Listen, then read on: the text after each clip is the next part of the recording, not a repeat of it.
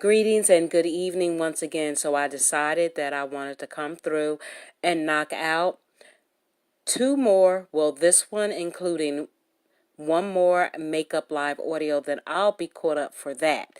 Then tomorrow and Sunday I can just go into the next flow of this.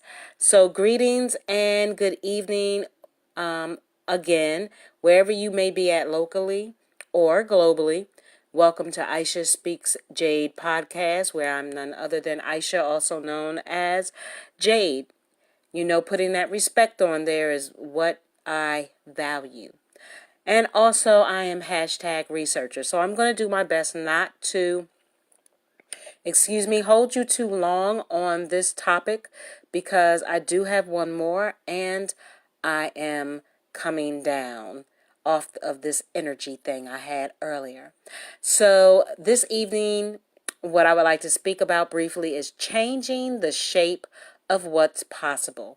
Again, changing the shape of what's possible. So to be a successful company in today's fast-paced and ever-changing market, because we know technology and everything, it is forever changing, and you have to do your best to stay in the know, or else you will fall very far behind. So you need to know three key ingredients, which is access to markets, which starts with products that clients need, short-term agility, and long-term goals. So let's consider the epic success of Apple, which Steve Jobs, that was his business. He was hungry and fast. He drove his teams to achieve more in less time. But he also had a long-term vision that directed the business trajectory.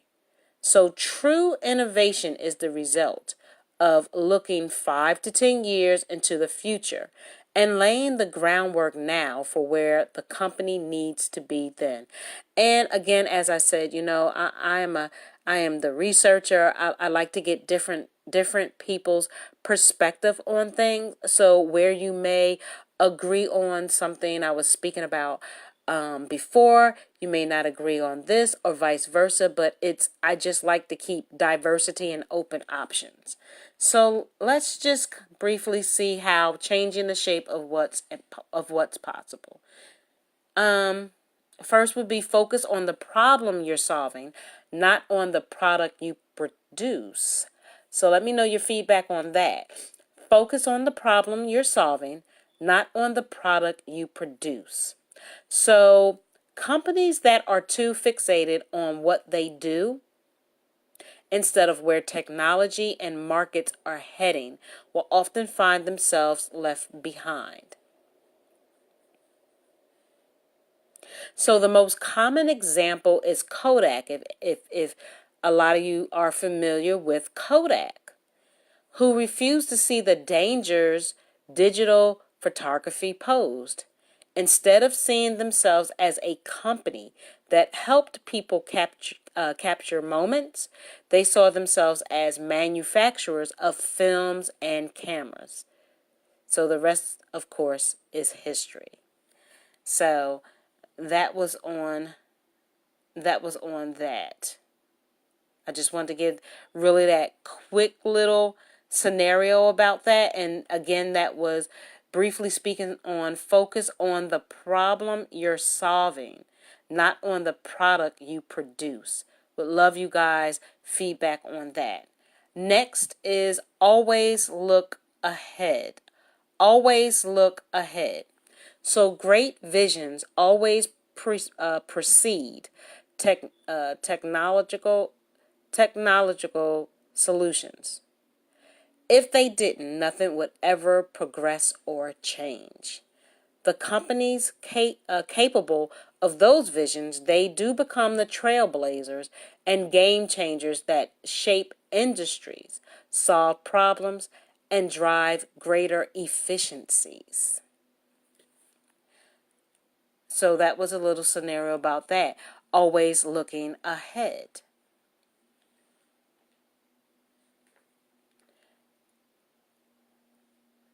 The next would be adapt to the future.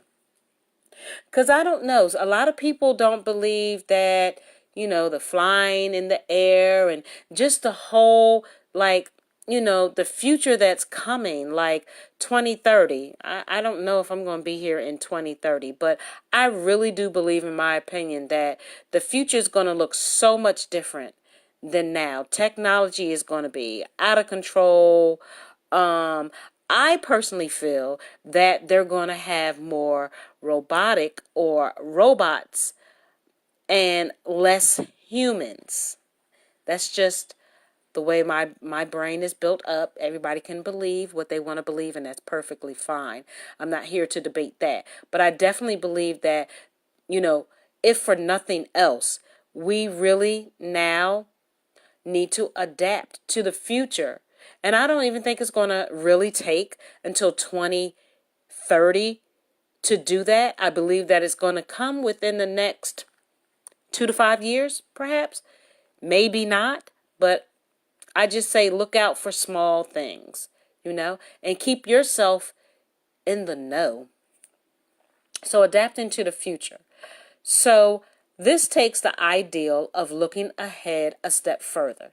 On the one hand, looking ahead is focused on the lane you're currently in and envisioning how you can change customer lives. But it's also about paying attention to how the world is changing. I think I just said that, didn't I, people? Because the world is going to be changing and you have to pay attention, and you can't keep saying that these things are never going to happen, because while you're doing that, the things are happening and you're going to be left behind. So again, it's about paying attention to how the world is changing and what the future will bring. And that was briefly speaking on adapting to the future. Next is be fast, agile, and adaptable. And I really feel that we need to do that. We need to keep ourselves in the know.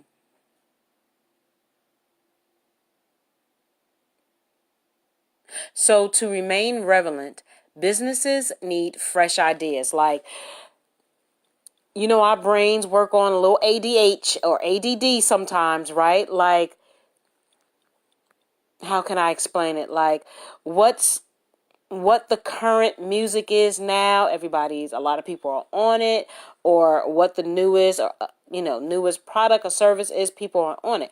However, it's not going to last always. There's going to be somebody that's going to come out, they're going to have something else that's going to be better than that, and then people are going to get bored with that old, and then they're going to go to the fresh idea, right? And these come from open and collaborative teams. So as a leader, you don't need to come up with all the ideas all the time. I'm learning. Well, I'm relearning. It's better to have a supportive team. Supportive team. Excuse me. It's good to be around people who are like-minded, be on the same path or level as you. So you don't have to come up with all the ideas, but you do need to be open to fresh thinking, right? So if you have somebody else that has an idea that's going to be effective and it's going to work, learn to listen to it, right? Because you don't, why have a team if you're going to be the person that's going to do all the talking and just think that your way is the only way? So have an open door policy and listen to ideas when they are shared with you. That's how you push the envelope. And lastly, give customers what they need, not what they think. I would love to know your feedback on that. Give customers what they need, not what they want. Listening to customers is important, but you also need to look beyond their current needs if they're going to be a game changer, both in your own industry and in terms of what you can do for your customers. Take note of your customers' pain points and deliver solutions that create value. but you can't innovate if you only listen to what your customers want. You need to be delivering to their needs. Otherwise, you're just an executor and not an innovator. So, how do you stay ahead of the curve, though? How do you stay ahead of the curve? Excuse me. So, it's all about asking the right questions. Consider the question, what if we had unlimited energy for free in the world? So many people stop there and don't ask further because it's seen as an impossibility. And that's what kills innovation, right? When you just kind of stay stuck right there, but you don't push yourself a little bit further or a little bit more. So if you remove that obstacle and instead look at what this would mean for the world, you can start shaping a different future.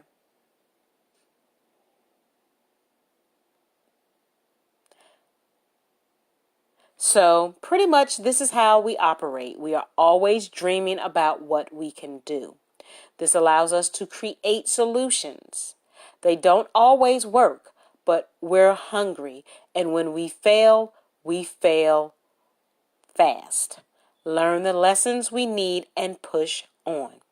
We're always heading in the right direction and changing the shape of what's possible.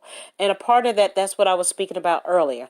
We're going to fail. That's just a part of life. And what you need to do is, or what I would suggest is, as it stated, when you fail, don't dwell on it. Learn from that lesson and push on or push forward. So that was really quick, cute, brief. I hope that you got something out of what I was saying.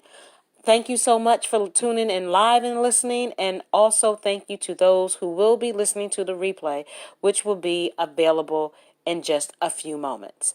I welcome you to join my social media platforms, which of course I'm on Facebook, Instagram, Twitter, LinkedIn, and I have a YouTube channel. You can find me on all of them on Aisha Speaks Jade. Facebook, Instagram, Twitter, LinkedIn, and my YouTube channel, which please go to and hit that thumbnail to subscribe to my channel. And also hit that notification bell to stay in the loop. I think this is it for me. My throat is really hurting right now. I'm feeling a little bit more congested, so I'm going to continue the rest of it tomorrow. Be good to yourself, guys. Self-care, it starts internally. Love on yourself, respect yourself, create your happiness as well as create your value. Like Nike, just do it.